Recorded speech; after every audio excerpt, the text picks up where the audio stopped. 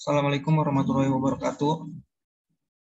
Di sini saya akan memenuhi ujian tengah semester Teknik Pemboran 2 dengan dosen pengampu yaitu Bapak Winarto, MT, pada tanggal untuk UTS-nya pada tanggal 2 November 2021.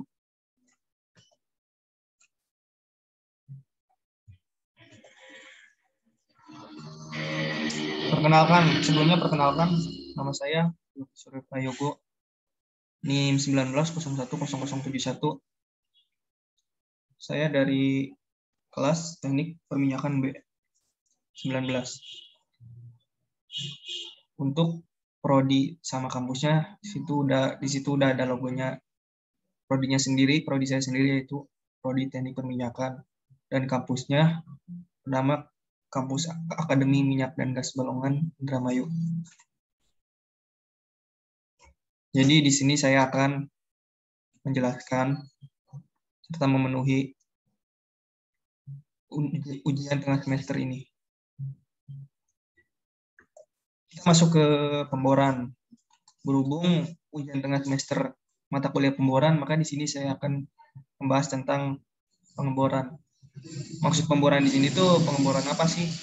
Kembali ke yang tadi gitu. Jurusan saya kan di Teknik Perminyakan. Jadi pengeboran di sini yaitu pengeboran untuk mencari minyak gitu, mengambil minyak di bawah bumi gitu. Mulai dari prosesnya, alat-alatnya, serta sistem yang kita pakai itu seperti apa, sama keselamatan kerjanya juga pada lapangannya kayak gimana, dan juga dari mata bor itu sendiri gitu seperti apa kan. Di sini kita ke pembahasan yang pertama ya. Pembahasan pertama itu atau bab 1 ada casing. Casing itu apa sih? Mungkin kita bertanya-tanya ya. Casing itu ibaratnya kayak kulit gitu, lapisan suatu pipa baja gitu. Kalau di pemboran itu pipa baja yang kokoh kuat. Jadi gini, setelah suatu pemboran sumur minyak, kalau kita setelah ngebor sumur atau ngebor lubang, kita ngebor kan jadi lubang atau sumur untuk mencari minyak dan gas bumi ini. Dan setelah kita ngebor itu mencapai kedalaman tertentu gitu, maka kedalaman tersebut atau sumur tersebut perlu dipasang casing. Tujuannya apa sih? Kenapa dipasang casing ini? Ya karena untuk mencegah terjadinya hal-hal yang tidak diinginkan, kayak misal gugurnya dinding sumur itu, runtuh lah ibaratnya. Lubang kan kalau kita gali bisa aja nanti runtuh karena faktor apapun lah gitu. Nah, untuk mencegahnya itu kita memasang casing ini, baja si pipa baja ini atau kulit kalau ibaratnya itu. Untuk selanjutnya ada fungsi casing sesuai klasifikasi ya. Jadi casing itu ada 5 nih. Yang pertama ada konduktor casing, yang kedua ada surface casing, ketiga ada intermediate casing, yang keempat ada production casing, yang terakhir ada linear. Yang pertama itu ada konduktor casing. Fungsinya untuk konduktor casing sendiri ini, kalau untuk khusus di offshore, apa sih itu offshore? Offshore itu pemboran atau lapangan pemboran yang ada di laut.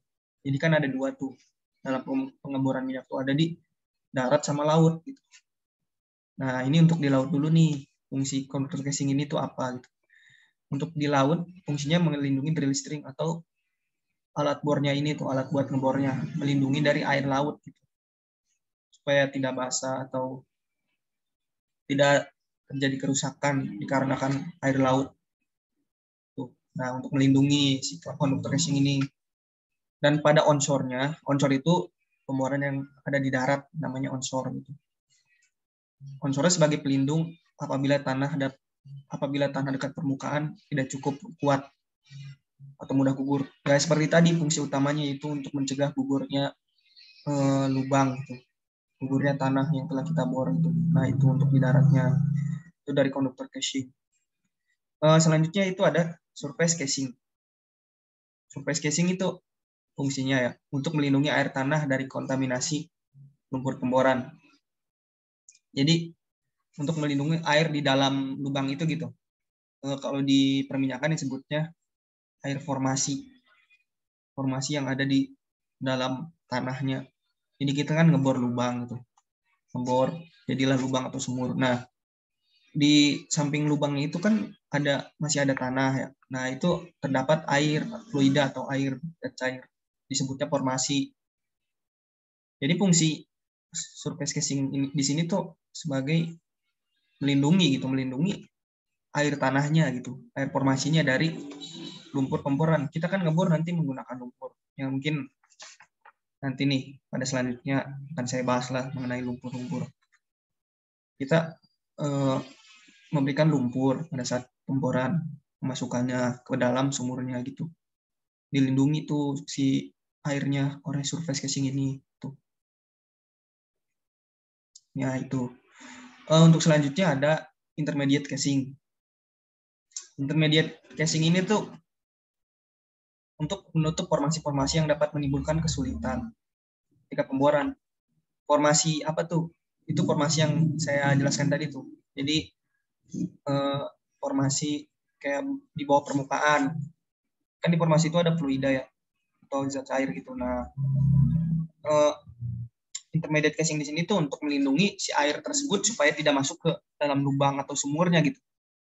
Kalau masuk kan nanti akan menimbulkan hal yang tidak diinginkan. Ada dua nih di sini nih, tapi secara bertahap. Yang biasanya terjadi musibah yang terjadi pada saat pengeboran. Yang pertama itu disebut kick. Apa sih kick itu? Kick itu kayak masuknya fluida formasi ke dalam lubang bor itu. Jadi si fluidanya itu masuk, si airnya itu masuk ke dalam sumurnya. Nah, itu masih bisa ditangani sebelum ke musibah yang kedua ini, masih bisa ditangani. Tapi jikalau emang kita lalai gitu, nanti akan terjadi musibah yang kedua nih. Tahapan yang kedua yaitu disebut blowout. Blowout itu semburan liar. Pasti kita juga sering lihat di berita-berita, terkadang ada tuh yang orang tiba-tiba airnya nyembur dari bawah ke atas gitu. Nah, itu disebutnya blowout. Itu berawal mula dari kick. Nah, itu fungsi intermediate casing itu untuk mencegah air formasinya masuk ke dalam sumur. Nah, selanjutnya ada production casing. Production casing itu untuk memisahkan lapisan yang mengandung minyak dari lapisan lainnya. Jadi kan kita ngebor ke bawah. Kalau di dalam sumur bawah permukaan itu kan ada 3 gitu. Nggak cuma minyak doang, pada dasarnya ada 3. Yang urutan paling atas itu ada gas, terus setelah itu minyak atau oil, yang terakhir air gitu. Nah, tujuan utama kita kan cuma ngambil minyak kan ya, ngebor. Jadi ada lapisan khusus gitu untuk minyaknya gitu, supaya tidak tercampur air atau tercampur gasnya kan nanti jadi jelek minyaknya gitu. Nah, fungsi production casing ini tuh untuk memisahkan lapisan khusus minyak dengan lapisan lainnya gitu. Yang terakhir ada liner. Liner ini tuh fungsinya sama seperti production casing. Cuman kalau liner ini nggak sampai ke permukaan karena apa? Terkendala biaya. Kalau liner ini tuh bisa dibilang tidak murah gitu. Ya kita sesuaikan sama budget dan juga kebutuhan kita lah. Kayak misal kalau emang kita ngebornya dalam atau mungkin minyaknya banyak atau seperti apalah. Nah, itu kita membutuhkan liner yang lebih mahal lah gitu. Sesuai kebutuhan aja itu. Ya, itu mungkin untuk fungsi casing sesuai klasifikasinya itu ada 5 tadi ya. Saya ulangi, ada conductor casing, surface casing, intermediate casing, production casing, sama liner. Tuh, ada 5. Selanjutnya, pembahasan selanjutnya yaitu ada jenis sambungan casing. Jenis sambungan casing itu ada 3 nih. Jadi sebelum saya membahasnya, saya jelaskan dulu nih. Casing ya. Kan kita ngebor, semakin kita semakin dalam kita ngebor ya. Kita ngebor pasti bakal dalam dong, jarak beribu-ribu meter ke dalam lah, ke bawah permukaan. Nah, casingnya juga paling nggak cuman ini, casing itu panjangnya cuman seberapa kan gitu. Maka dari itu perlu adanya sambungan atau disambung casingnya supaya mencapai atau menyamai sumur atau lubang yang kita bor itu. Nah, seperti itu ya. Sini kan casing aja disambung supaya tidak terjadinya hal yang tidak diinginkan. Kayak misal kalau casing kependekan nanti ada salah satu lubang yang tidak tertutupi oleh casing, yang tidak dilindungi oleh casing, kan nantinya jadi gugur gitu. Jadi musibah, runtuh lah. Nah, kayak gini aja. Kita aja persaudaraan kan sambung menyambung gitu. Kalau nggak menyambung kan akan bercerai-berai, akan rusak, keruntuhan, nggak karuan. Ya seperti itulah ya. Casing juga perlu disambung gitu. Untuk bekerja sama, untuk mempererat ikatan. Ini sambungan di sini tuh ada 3 nih. Yang pertama ada round trip, casing and coupling. Round trip di sini tuh jadi bentuk ulir hurufnya Y dengan jumlah ulir 8 sampai 10 per 8 sampai 10 per inch. Tuh, sambungan ini ada 2 macam, yaitu long thread coupling thread tension dan thread tension strength. Tuh, ini jenis sambungannya. Yang pertama. Yang kedua ada buttress thread casing and coupling. Jadi buttress di sini itu bentuk ulirnya seperti trapesium.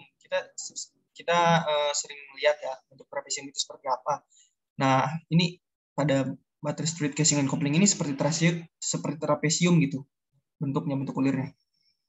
Dengan jumlah ulir 5 buah. Yang ketiga itu ada extreme line casing. Extreme line casing ini tipe sambungan yang ulirnya bisa trapesium juga bentuknya, bisa juga persegi 4 gitu, tergantung kan. Beda-beda gitu. Nah, itu jenis sambungan casing ada 3 ya. Intinya saya simpulkan kita butuhnya sambungan satu sama lain lah supaya mempererat gitu. Selanjutnya ke pembahasan ini. Setelah kita merancang casing ya, pasti kita mempertimbangkan hal atau membutuhkan data-data sebelum merancangnya itu data-data apa aja gitu kan ya. Nah, di sini data apa saja yang dibutuhkan sebagai pertimbangan dalam casing design. Yang pertama itu ada diameter casingnya. Nah, kita kan sumur juga belum tentu ya. Mau ngebor sumur berdiameter seberapa gitu, apa lebar atau biasa aja gitu kan. Disesuaikan sama drill stringnya juga kan, sama alat bornya gitu, pipa bornya. Nah, casingnya juga harus disesuaikan tuh diameternya segimana kan, gitu. Yang kedua itu ada length, panjang. Ya tadi aja gitu, casing kan disambung, itu pun panjangnya masih kurang gitu, jadinya disambung kan. Ya di sini panjang juga dibutuhi sih, karena tergantung. Kalau misal kita nggak perlu disambung, misal dengan trayek berapa ya, 90 feet gitu. Jadi ya casingnya cukup dengan casing dengan panjang segitu, nggak perlu disambung gitu. Ya. Yang ketiga ada pressure resistant, tekanan. Berapa tebalan berat casingnya gitu. Juga termasuk kualitas bahan casing agar mampu menahan tekanan dari dalam. Jadi kan tekanan tuh ibaratnya kayak tadi tuh yang kick namanya, tekanan, menahan tekanan dari si air formasinya gitu.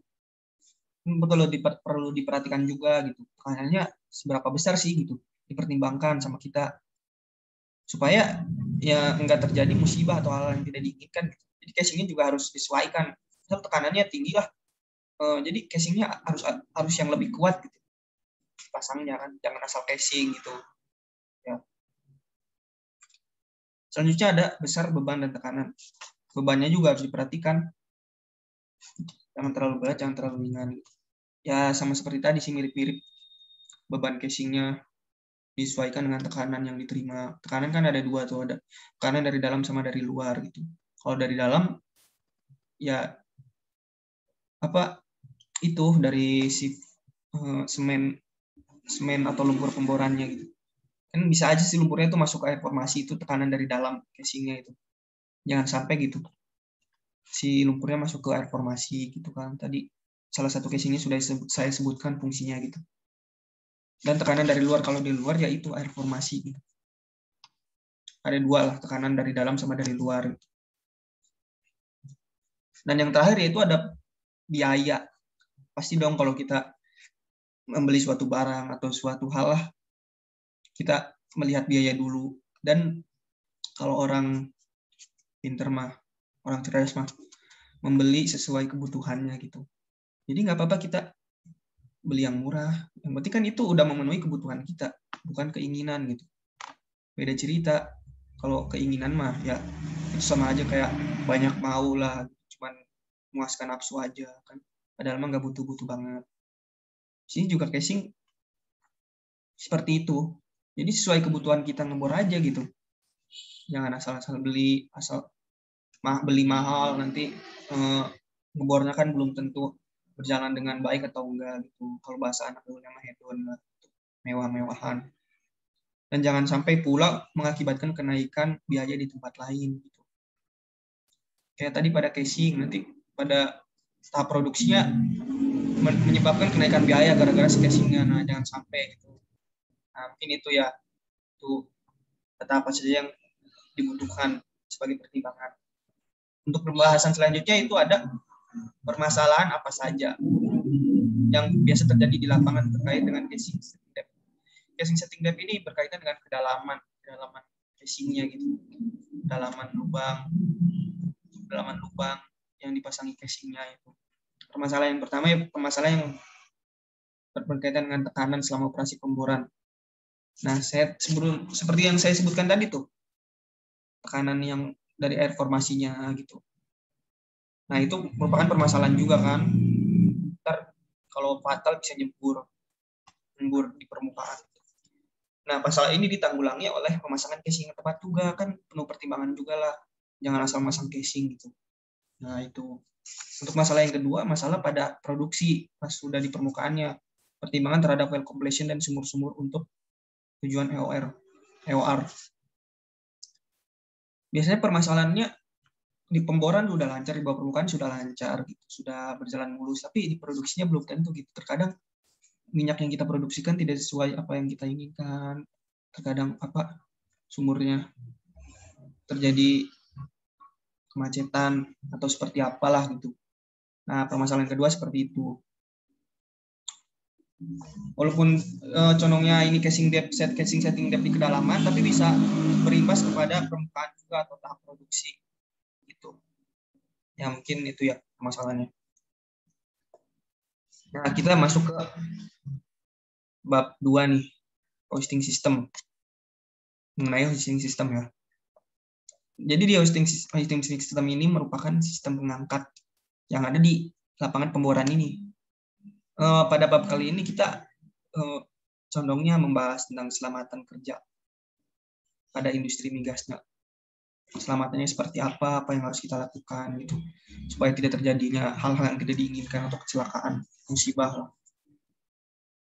Nah, langsung saja yang pertama ada pembahasan tentang kenapa menara bor dan semua peralatan yang digunakan harus memenuhi syarat keselamatan kerja. Ya ibaratnya seperti peraturan aja gitu. Peraturan dalam hidup kan. Ada syarat-syaratnya gitu, ada peraturannya, kita hidup. Nggak cuma asal-asalan, bebas gitu. Di sini juga ada syarat keselamatan kerjanya. Kalau kita tidak memenuhi syarat itu ya akan berakibat fatal gitu. Seperti ya kejadian yang tidak disangka-sangka, kecelakaan, musibah gitu. Kalau syaratnya tidak kita patuhi atau peraturannya gitu. Dan juga menyebabkan kerugian pastinya. Karena kan di sini condongnya ke peralatan di lapangannya. Jadi nggak cuman kecelakaan, tapi kerugian juga dong. Alat-alatnya pasti ada yang rusak lah gitu. Nah, itu menyebabkan kerugian gitu dari alat-alat. Selanjutnya ada pada waktu tertentu penggantian rantai brewok. Hal ini dapat dilakukan dengan brewok ini pergantian rantai brewok itu melumasinya atau melicininya karena layaknya rantai gitu, supaya tidak seset apa gimana ya, seret gitu.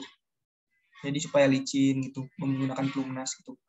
Dilakukan dengan menggunakan pelumnas itu. Dan si drawoknya ini diberhentikan dulu, jangan sampai selama beroperasi kita mengganti rantainya. Nanti kan membahayakan diri kita juga lah. Ya, untuk pembahasan selanjutnya. Ini berhubungan dengan salah satu bagian pekerja di sini yang bernama tool passer. Sebagai tool passer dalam melakukan pengawasan keselamatan kerja pada instalasi pemboran, maka yang harus dilakukan adalah tool passer ini ibaratkan kayak yang bertanggung jawab di instalasi pemboran ini. Jadi yang harus dilakukannya ya mempunyai tanggung jawab menyeluruh atas keselamatan kerja dan efisiensi pengoperasian rig dan kerjaannya gitu. Juga bertanggung jawab atas keselamatan kerja di rig dengan keselamatan melaksanakan kebijakan dan program keselamatan kerja, kesehatan kerja, dan lingkungan kerja. Itu yang harus dilakukan seorang tool passer, bertanggung jawab atas operasi pemboran yang berjalan. Selanjutnya nih, yang kita ke kejadian lah di sini, kayak kecelakaan macam-macamnya. Yang dimaksud dengan unsafe condition dalam pemboran. Jadi unsafe yang pertama tuh, gambar pertama itu kan ada 4 tuh.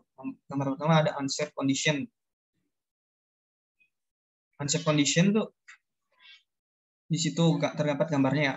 Jadi unsafe condition itu yaitu kondisi tidak aman pada kondisi lingkungan kerja yang tidak baik atau kondisi peralatan yang berbahaya. Seperti contohnya nih, pada kondisi tidak aman, peralatannya terlalu bising yang merusak telinga gitu. Bunyinya terlalu keras lah, frekuensinya terlalu tinggi. Nah, itu kan kondisinya tidak aman dan peralatannya juga bahaya gitu kan. Nah, itu yang disebut unsafe condition. Untuk gambar sebelahnya ada unsafe act. Unsafe act di sini gagalan dalam mengikuti persyaratan kerja yang menimbulkan cedera. Nah, tadi kan persyaratannya sudah dibuat tuh. Jadi harus kita patuhi. Unsafe act di sini merupakan kegagalan dalam mengikuti persyaratan kerja gitu. Jadi yang menyebabkan cedera jadinya kan gara-gara kita gagal.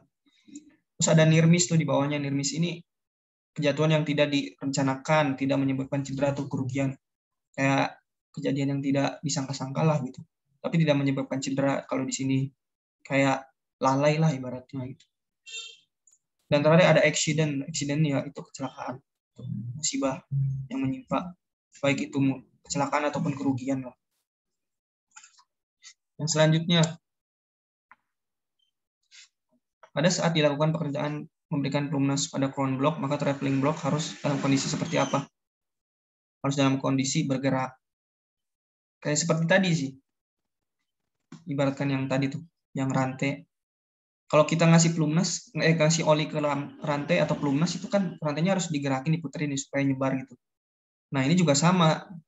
Pada crown block, itu traveling blocknya harus digerakin pada kondisi bergerak. Supaya si pelumnas itu menyebar gitu. Menyebar ke seluruh crown blocknya. Itu ibaratkan seperti rantai gitu. Nah, yang selanjutnya ada tugas dari rotary helper. Ini salah satu pekerja juga nih, bagian pekerja atau floorman. Floorman ini tugasnya apa sih gitu? Tugasnya yaitu mempersiapkan pipa bor, memasukkan pipa bor ke dalam sumur, mencabut pipa bor dan meletakkan pada tempat yang sudah disediakan. Jadi ibaratnya kayak kuli gitu ini tuh. Kuli di lapangan. Jadi membutuhkan tenaga khusus gitu. Tenaga ekstra. Mengoperasikan di sini tuh dia benar-benar mengoperasikan pipa bor itu, mulai dari mempersiapkannya lah, memasukkan ke dalam sumurnya, mencabutnya, itu kan perlu tenaga yang ekstra lah itu, sampai dia meletakkan kembali ke tempat yang sudah disediakan. Ini tugas si foreman atau rotary helper.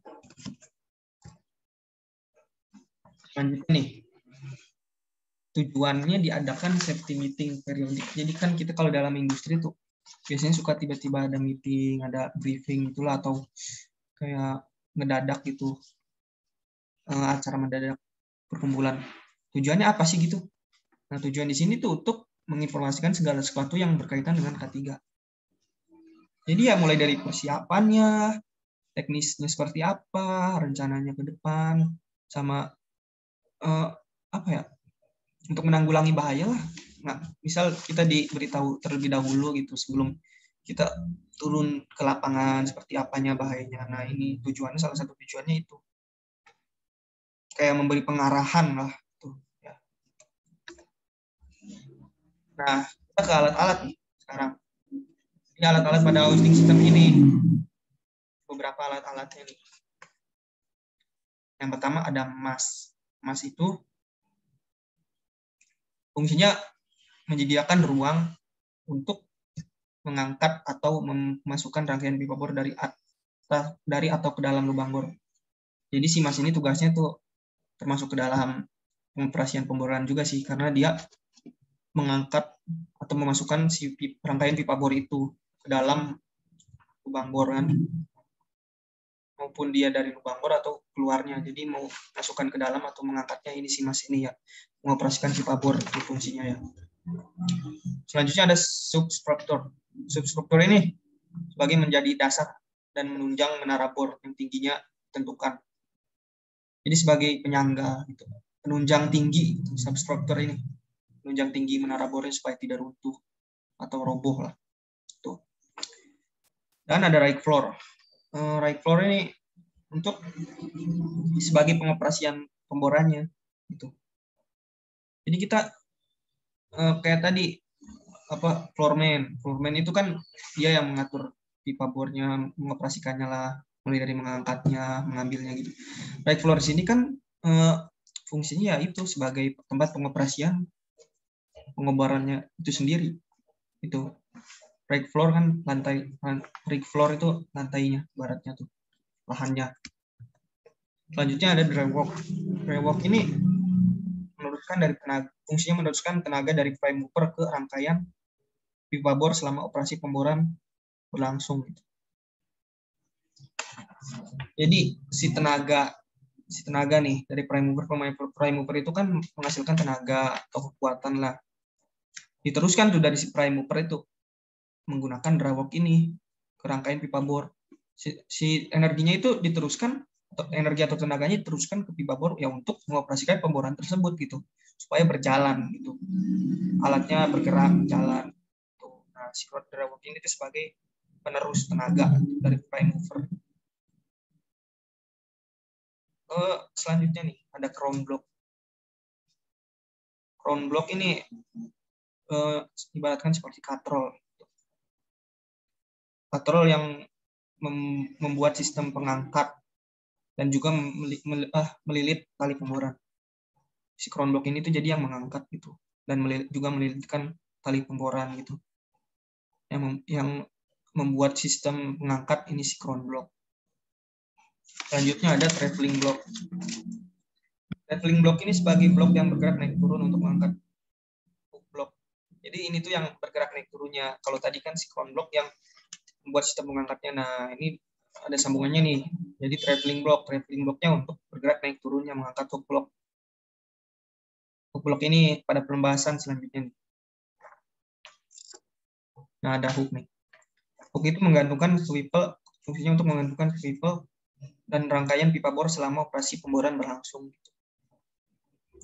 Jadi si hook ini kan tadi dioperasikannya sama si traveling block yang naik turun gitu. Naik turunnya sambil mengangkat hook ini. Nah, si hook ini sendiri untuk menggantungkan swivel dan rangkaian pipa bor. Jadi untuk menahan beban juga gitu, mengangkat si pipa bor dengan beban tertentu lah gitu selama operasi pemboran berlangsung. Nah, ini fungsi hook. Dan yang terakhir ada drilling line. Drilling line ini fungsinya menahan atau menarik beban yang diderita oleh hook. Drilling line ini berarti kan kayak tali gitu atau kawat, mungkin itulah. Jadi fungsinya untuk menahan gitu, menahan supaya tidak putus lah atau seperti apa. menahan atau menarik beban. Kalau bebannya semakin berat, maka drilling line-nya harus semakin kuat juga gitu. Beban yang dipikul oleh hook itu sendiri. Nah, ini itu ya itu tadi beberapa alat-alat yang ada di hoisting system, beberapanya.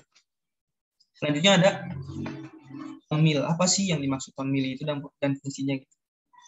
Tone mill itu adalah suatu beban yang dapat diterima oleh sistem angkat per tonnya ketika saat round trip pengeboran. Tone mill ini singkatnya suatu beban gitu. Suatu beban yang diterima oleh si hoisting system tadi atau sistem pengangkatnya. Kayak pada alat ini crown block yang diterima si crown block untuk sistem pengangkatnya. Nah, si tone mill ini suatu bebannya gitu. Fungsinya ya untuk memperkirakan gitu. Ya misal bebannya terlalu tinggi ya, nanti dari si crown blocknya itu disesuaikan gitu, diseimbangkan supaya tidak terjadi hal-hal yang tidak diinginkan gitu. Tuh. Dan selanjutnya yang dimaksud cut off program. Cut off program ini adalah kekuatan kabel terhadap tarikan dan dinyatakan dengan tone line yang diderita kabel. Jadi kekuatan kabel terhadap tarikan. Kabel ini tuh kekuatannya terhadap tarikan yang diterimanya gitu. Kekuatannya itu disebut cut off program. Nah, selanjutnya nih, hal apa saja yang harus dilakukan pada saat pengecekan rutin pada sistem angkat? Pada sistem angkat berarti hoisting system ya, yang tadi awal. Hal apa saja sih sebelum yang dilakukan pada saat pengecekan rutin? Jadi pengecekan rutin gitu, untuk mempersiapkan juga pada pengoperasian selanjutnya kan, hal apa saja yang harus dilakukan. Yang pertama itu memastikan semua peralatan lengkap dan memadai gitu. Nah, itu yang kedua, memperkirakan beban-beban yang diterima pada sebelumnya gitu, supaya untuk menyesuaikan ke depannya gitu. Nah, yang ketiga ini menyelidiki kecelakaan kecil gitu. Misal walaupun sepele gitu, kita selidiki gitu supaya tidak terjadi fatal ke depannya. Kayak misal ada suatu alat yang tidak berfungsi semestinya, nanti kan akan berpengaruh pada alat yang lain gitu kan, karena saling berhubungan. Nah, itu.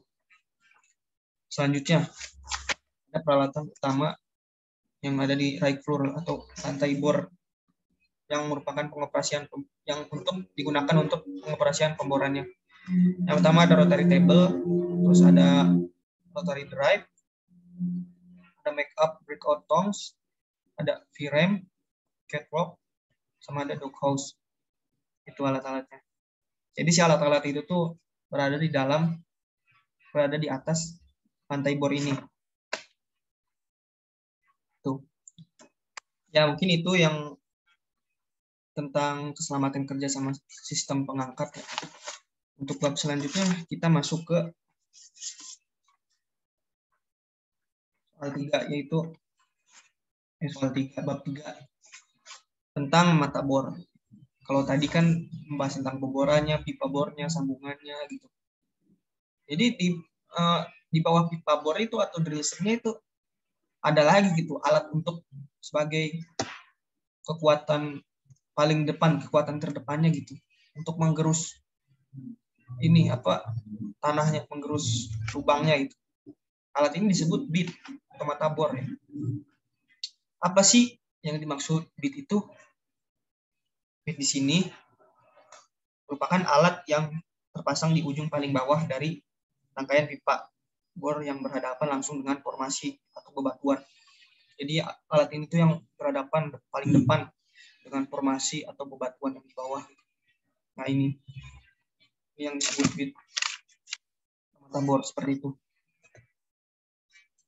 Nah, kerjanya itu seperti apa sih cara kerja bit ini? Dalam pengoperasian pemboran itu cara kerjanya bagaimana gitu. Untuk cara kerjanya sendiri yaitu kan adanya putaran dari bahan yang diperoleh dari rangkaian pipa bor. Jadi si bit ini tuh memutar menggunakan roda bergeriginya untuk menggerus batuan atau tanah di bawah permukaan gitu. Nah, jadi dari atas tuh ngasih energi dulu tuh dari pipa bornya, memberikan energi, memberikan kekuatan, memberikan tenaga juga untuk kepada si bit ini, supaya si bit ini bergerak sama kuat lah gitu. Semakin besar batuan yang, semakin keras batuan yang ditembusnya ya, tenaganya semakin besar juga yang diberikan kepada si bit ini gitu. Intinya mah menggerus batuan di bawahnya itu, tenaga paling depan gitu, mata bor. Nah, ini ada bagian-bagian penting dari bit ya. Jadi bit itu ada bagian-bagian pentingnya juga gitu. Terdapat bagian-bagian yang utama lah, yang berpengaruh terhadap pengoperasian bit itu sendiri kan. Yang pertama ada sang. Sang itu merupakan suatu alat ulir untuk menghubungkan mata bor dengan bit sula atau box connection pada bagian bawah drill collar. Jadi si sang itu ibaratnya kayak mana ya? Kita HP nih, lowbat ya. Untuk mengisi daya itu, untuk mengisi baterainya kembali itu kan butuh suatu sambungan gitu ya, suatu alat lah ibaratnya. Nah, alat itu dinamakan cesan, menggunakan kabel dan berpusat di kepala cesannya. Kepala cesannya itu masuk ke stop kontaknya. Maka dari itu ya bisa terhubung, baterainya terisi. Sang di sini juga seperti itu. Jadi untuk menghubungkan dari si drill collarnya itu atau pipa di atasnya terhadap mata bornya ya dihubungkan dengan ini, dengan sang sebagai pengantar gitu, ulir. Selanjutnya ada bit legs. Bit leg ini bagian dari mata bor yang berfungsi untuk mendudukan poros dan kon. Kon sendiri nanti dijelaskan pada selanjutnya. Sebagai dudukan gitu, kayak tempat dudukan lah, dudukan poros itu. Nah, kon sendiri di sini merupakan suatu roda-roda bergerigi yang berputar pada bagian bawah mata bor. Nah, si konnya itu kan dihubungkan sebagai tempat dudukannya yang bernama bit legs. Nah, si kon ini merupakan roda-roda bergerigi yang berputar, yang mengoperasi untuk menembus batuannya di bawah. Kan terdapat roda-roda bergerigi, itu disebutnya cons. Dan yang terakhir ada nozzle. Nah, di sini kan nih terkait lumpur sama semen. Kan tadi pas pada casing tuh kita ngasih casing terus diberi semen gitu kan dan lumpur supaya casing itu rekat, ibaratnya kayak lem gitu kan, supaya menempel. Nah, nozzle di sini tuh fungsinya yaitu untuk menyemprotkan lumpur, untuk mengeluarkan lumpur dari si pipa pemboran itu ke dalam sumur tersebut. Nah, si nozzle itu sebagai tempat keluarnya lumpur.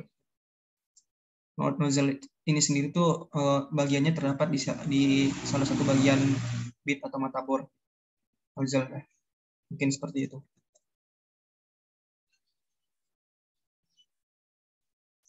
Ya, di sini kan untuk mengenai perbedaan dari mata bor.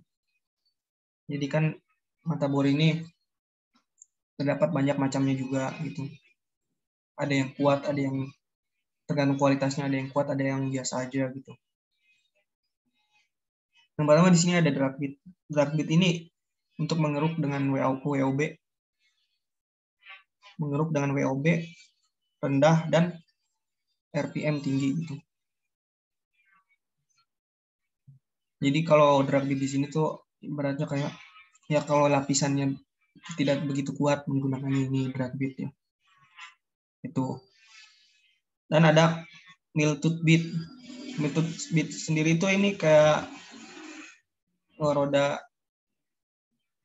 berporos gitu. Dan berfungsinya untuk mencungkil si batuannya, tanah di bawah permukaannya, cungkilan menggunakan Miltooth bit ini. Selanjutnya tuh ada insert bit. Nah, insert bit ini tuh untuk menggerus. Kalau tadi kan mencungkil, sekarang menggerus gitu. Digerus kayak misal lagi nyambel kan ada terasi, ada cabai segala macam itu digerus menggunakan penggerus lah. Nah kalau di sini kan menggerusnya menggunakan insert bit ini gitu, menggerus batuannya. Nah, kemudian ada polydiamond crystalline atau ada diamond bit. Diamond bit ini untuk menggores dan mengikis batuan keras. Nah ini khusus untuk batuan yang keras itu, batuan yang keras yang menggunakan diamond bit karena disesuaikan dengan tenaga dan ketahanannya juga diamond bit. Yang terakhir ada PDC bit atau polydiamond crystalline bit. Polydiamond di sini untuk menyobek atau mengoyak batuan. Disobek itu. Ini juga ketika menghadapi batuan keras. Jadi disobek dan koyak-koyak itu sampai menjadi hancur menjadi butiran-butiran menggunakan polydiamond crystalline bit ini. Nah, mungkin itu ya perbedaan dari mata bor. Jadi ada 5. Pertama ada drag bit, ada mild tooth bit, ada insert bit, ada diamond bit, sama yang terakhir ada polydiamond crystalline bit. Tuh, terdapat 5 bit.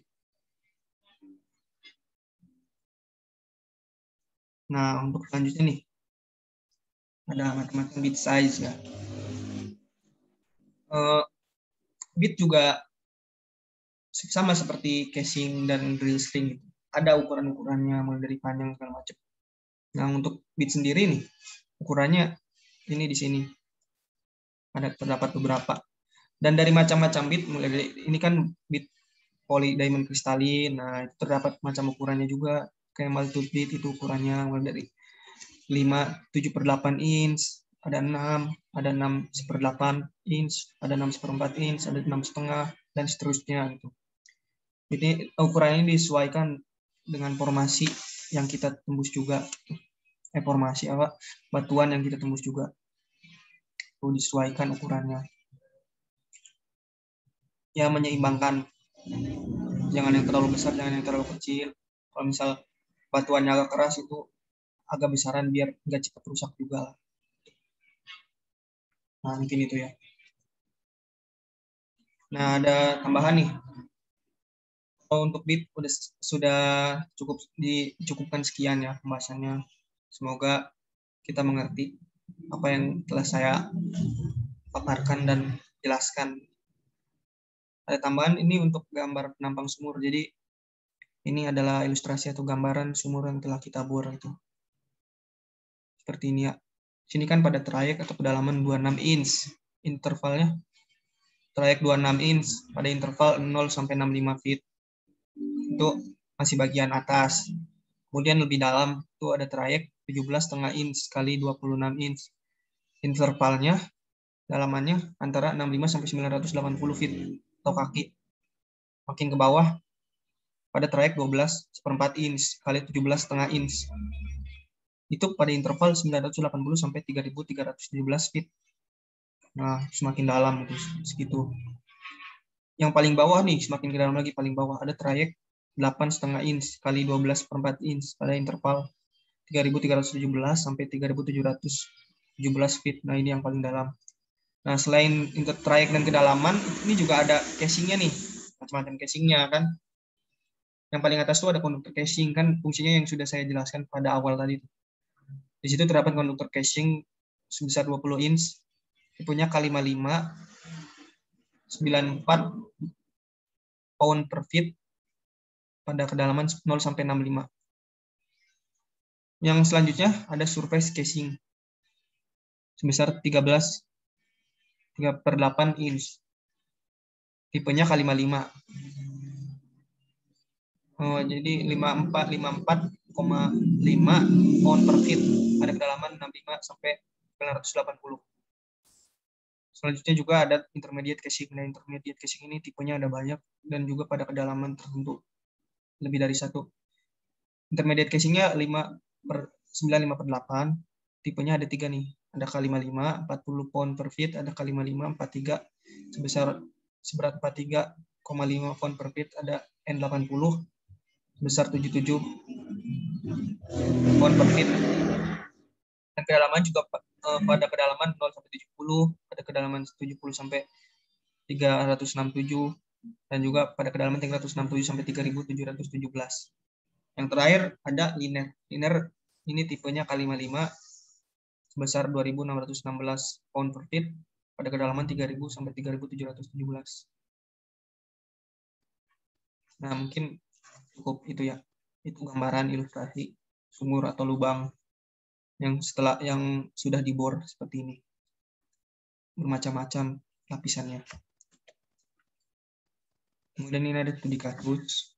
Ini lebih ke soal perhitungannya. Mungkin bisa dilihat sendiri itu prosesnya.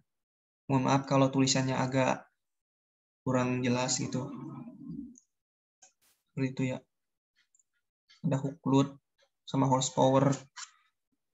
Terus total mengandung casing sama total letak horizontal, gaya yang horizontalnya, sama tegangan kabel bor pada kondisi statisnya, total beban menaranya, ada drawwalk sama prime mover horsepower-nya berapa.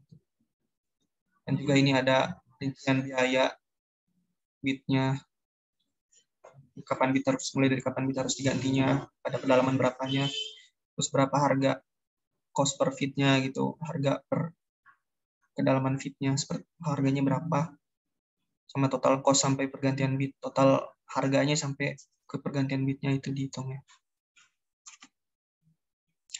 Mungkin bisa dilihat prosesnya.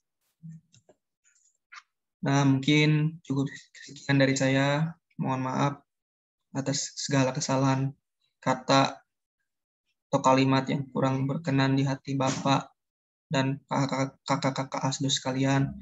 Saya memohon maaf sebesar-besarnya. Semoga dari materi yang saya sampaikan ini semoga bermanfaat untuk semuanya. Semoga menjadi hal kecil yang akan berpengaruh untuk kedepannya. Mohon maaf sebesar-besarnya. Akhirul kalam, terima kasih kepada Bapak dan kakak-kakak asdos yang telah mengizinkan saya, mempersilahkan saya untuk memaparkan atau menjelaskan materi ini. Saya mohon maaf sebesar-besarnya. Terima kasih. Assalamualaikum warahmatullahi wabarakatuh.